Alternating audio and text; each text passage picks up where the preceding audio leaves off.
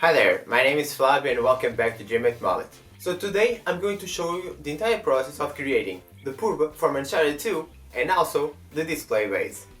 The Phurba was the first item that I ever created from the Uncharted series. This was an item that I always wanted to have since it is such an iconic object from the Uncharted 2 and I really love that game. So what better way to show my appreciation for that game than creating a Phurba for myself. Since it was the first item that I ever created from the Uncharted, unfortunately I don't have the modeling process either for the Phurba or the stand.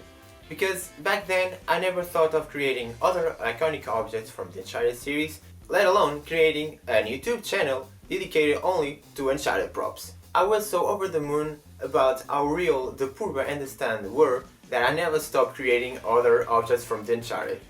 So now let's see how I created both of the items. The whole Phurba was divided in three different parts: the head, the handle and the blade. For the stand, since the base is going to be made of wood, the pieces are going to be printed are the two supports for the Phurba and the board with engravings of the Uncharted 2 title and subtitle.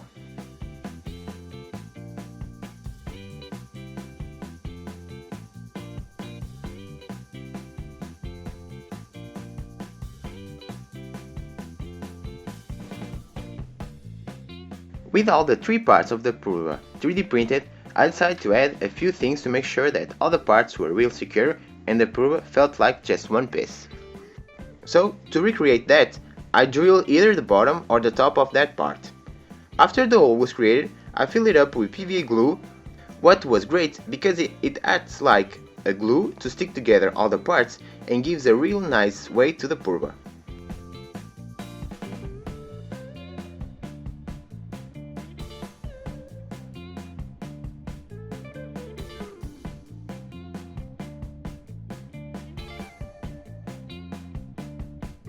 In addition to the PVA glue, I still use super glue to make sure the parts don't ever break.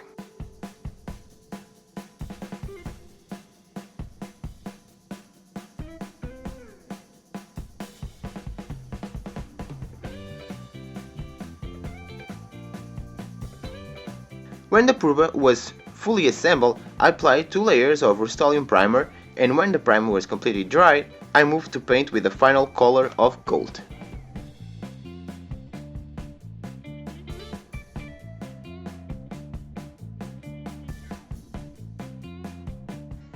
To make sure I didn't mess up the gold color on the blade, I decided to use a paintbrush with silver to paint the little details.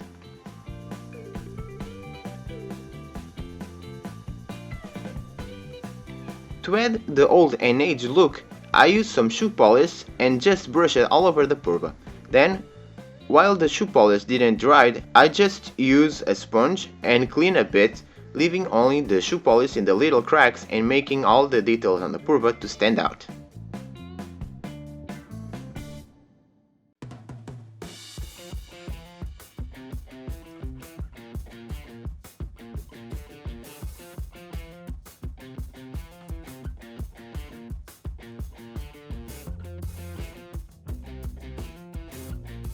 The final two touches on the Phurba were to paint the blue jewel on the forehead, and then, to give that shiny look of the jewel, I use acrylic varnish.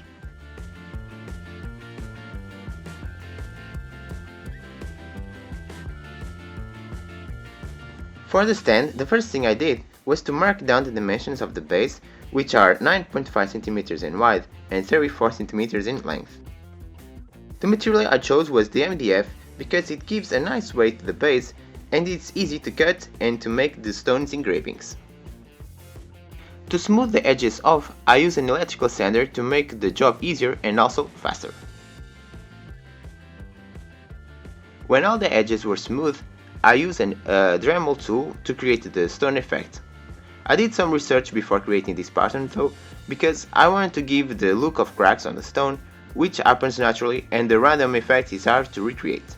Because if it is too random, the base stops to look like a cracked stone and looks more like a mess. Something to keep in mind when doing this type of effects is that less is more. A few random lines are better than completely scratch the whole base. With all the cutting and engravings done, it was time to attach the supports and the Uncharted name board.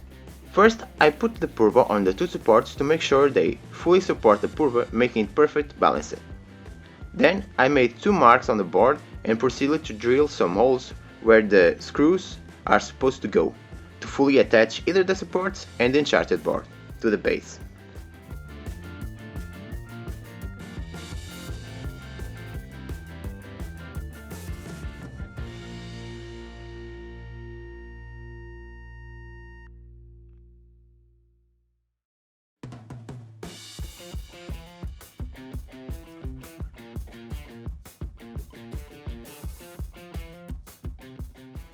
Adding the PVA glue probably isn't necessary, but to double check and make sure that everything is secure, I decided to add some PVA glue.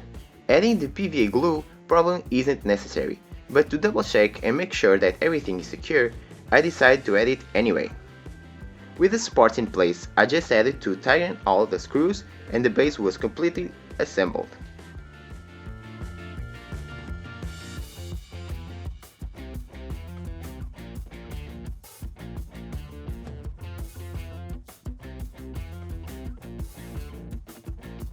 A few coats of primer are definitely necessary because this type of material without the primer will just keep absorbing the paint and I will never get the final color I want. I know that in the video it's hard to notice what part is the layer primer and what is the final color because the Rust-Oleum primer pretty much has the final grey color I wanted to give to the stand. With the paint process done, it was time to age the stand. Just like for the Phurba, the method here was to apply some soot polish and then with a sponge remove the excess, which gives a very neat look to the whole stand. And that was pretty much it for the making of the Phurba and the stand.